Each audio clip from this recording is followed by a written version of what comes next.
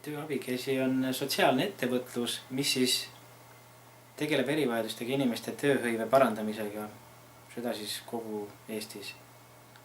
Ja teeme me seda kahel moel, üks on siis, et oleme ise tööandja rollis.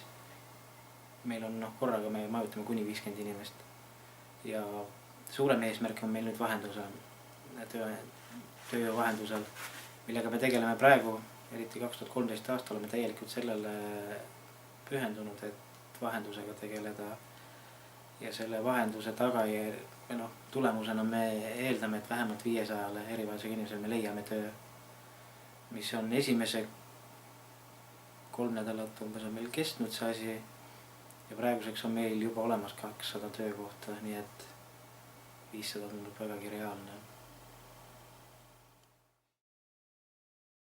Idee tekkis sellest, et kui aastal 2009 tuli tagasi Inglismaalt peale 9 aastast ära olemist, oli raskusi töö otsimisega Eestis.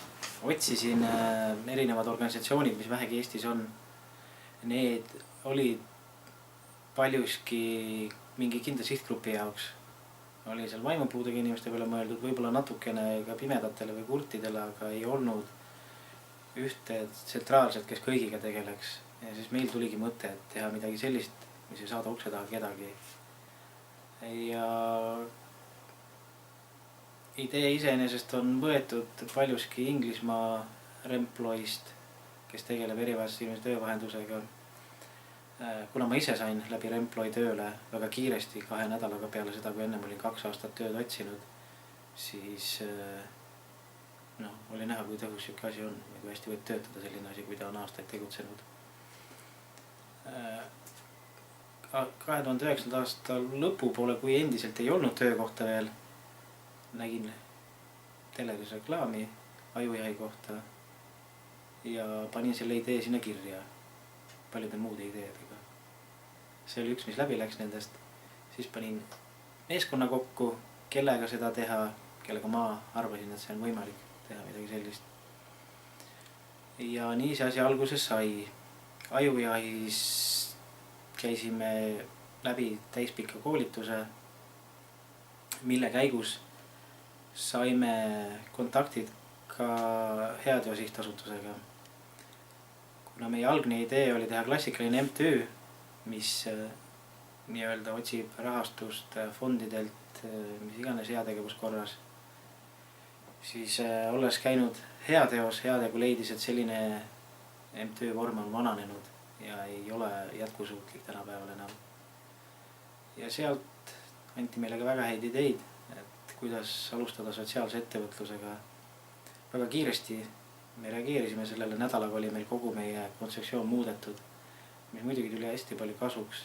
Ja kuna me kogu ajujahi raames me kogu aeg lubasime, panime endale ise eesmärke ja sihte, siis ei jäänud meil ka muud üle, kui neid täita. Ega ma algsest plaanist ei oleks elu sees uskunud, et me tegelikult siiani jõuame, kus me täna oleme. Aga jah, koheselt saime ka Heateo meeskonna taha endale abistamaks, kuigi me ei olnud veel portfelli liikmed. Aga meile tuli väga palju abi sealt ja loomulikult saime ka ajujahist Heateo poolt välja pandud sotsiaalse ettevõtluse eriauhinna, mis oli tol ajal 50 000 krooni, millega sai alustatud ka see kontor, kus me täna oleme.